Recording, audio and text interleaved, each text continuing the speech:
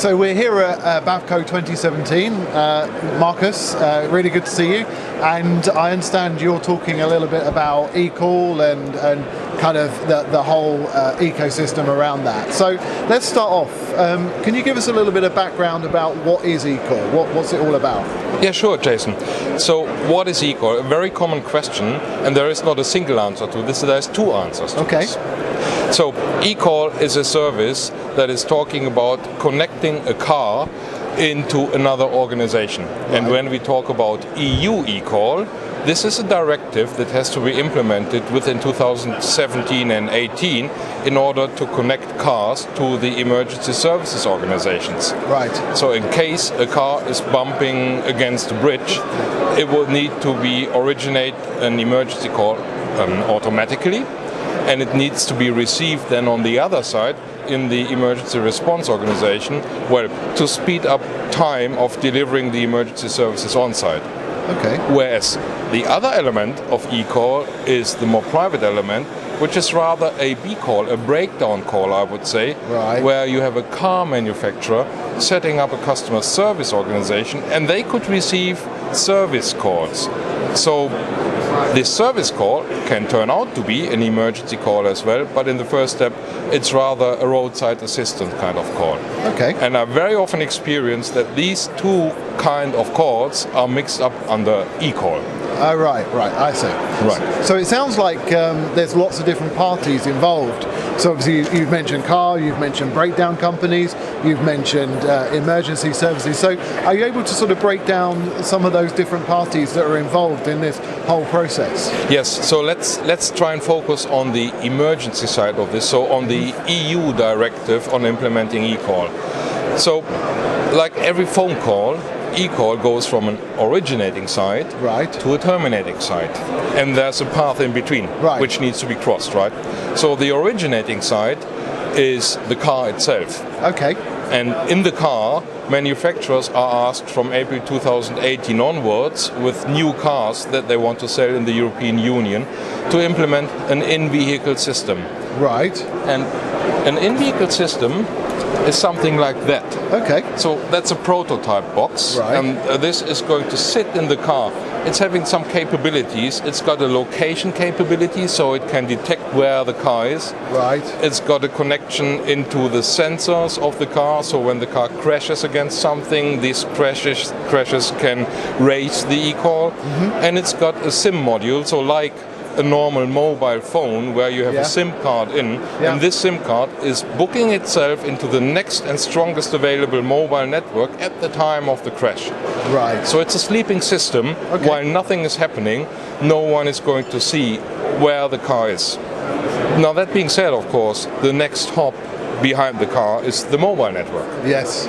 And the mobile network operators, they know this is an emergency call because they see an indicator in the call saying that's an eCall. Right. And I need to route this call to a specific handover point to the fixed line service provider. Okay. So to what we call the PSTN, Public Switch Telephony Network, right? Yeah. And they ultimately need to make a routing decision where to bring this call to be finally answered. Okay.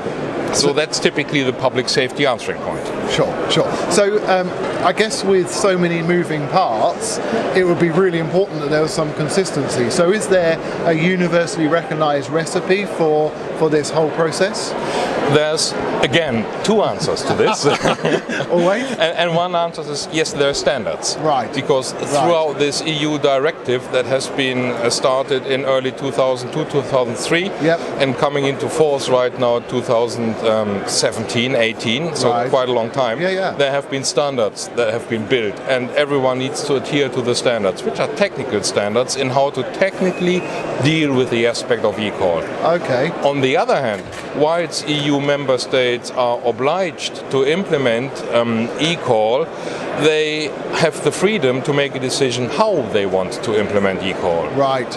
And this is basically down to the fact that in the EU, with its many member states, every country is having a slightly different approach of how they deal with emergency calling anyhow. Okay. Some of that are very locally driven by the municipalities. Some countries have a more regional approach, and some countries do have a national approach to emergency calling. And this is mainly differentiating also the ways that you can implement eCall in these kind of countries with a different approach. So do you have any examples of countries that have implemented it so far? Yes, so I think most of the EU member states are currently, in these days, whilst we are standing here and talking, implementing. So sending out purchase orders for some eCall equipment probably to be implemented until October this year, so not so far ago, so not so far in the future. What we are going to see is that some of our customers have implemented this on a national basis. So for instance, the Netherlands and Portugal, they have implemented this in their national contact centers to bring the eCall functionality as a new service into their environments. Right.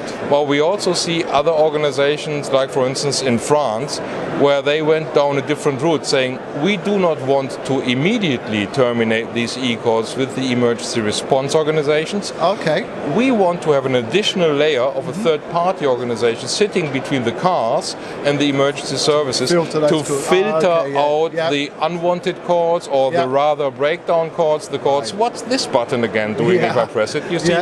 And that's the reason why some countries go for this kind of middle layer approach of filtering the incoming calls, triaging them, and then making a decision, is this really something for an emergency case? Then they would forward this to the 112 organizations in the country. If not, they would probably handle this as a breakdown assistance call. Okay. And so you mentioned some of our customers as Avaya. So can you perhaps go down into a little bit more detail on what Avaya's role is in this whole kind of eCall type story and journey that they're embarking on? Yes, so you remember we have discussed that there is no single way forward to implement eCall. There's multiple ways on how to kill the cat, basically. So we are providing a platform that is open enough and flexible enough to adopt the workflow aspect of eCall. So how do I really treat eCall in the primary or in the secondary organization that is dealing with this in order to move forward? So what we bring in here is the expertise in real-time communications. So the core element, of course, is the well-known Avaya Aura stack. And we are building a completely SIP-centric solution environment in here because we believe that SIP is the future of communications.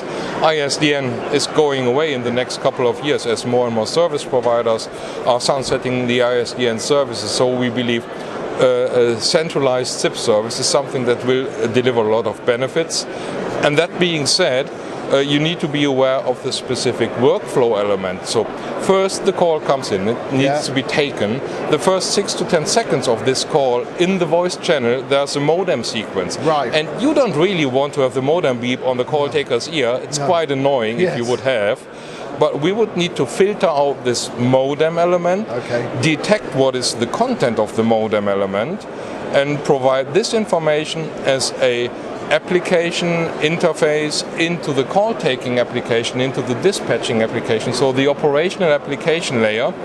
And once that's done, we switch over, taking the call away from the modem and putting it into the headset of the call taker to then be able to talk into the car and ask, are you injured? Do you need help? Do you need support? Right. So even with a sort of single tier, so the emergency call comes directly into the emergency service, or if you had a multi-tier approach, you had an intermediary call center, then there would still be an opportunity for that workflow to benefit from our customers. Absolutely. And in fact, it's quite an interesting approach.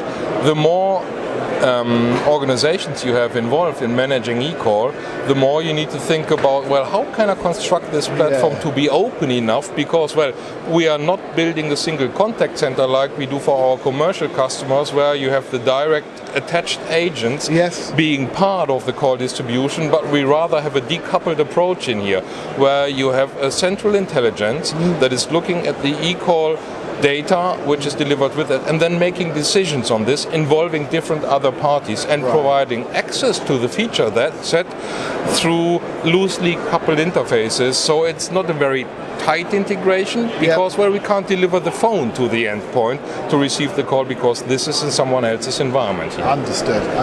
Markus, thank you very much for your time. Really appreciate that. And by all means, we'll look forward to hearing more from you. Excellent, Jason. Thanks for getting me here. Thank you.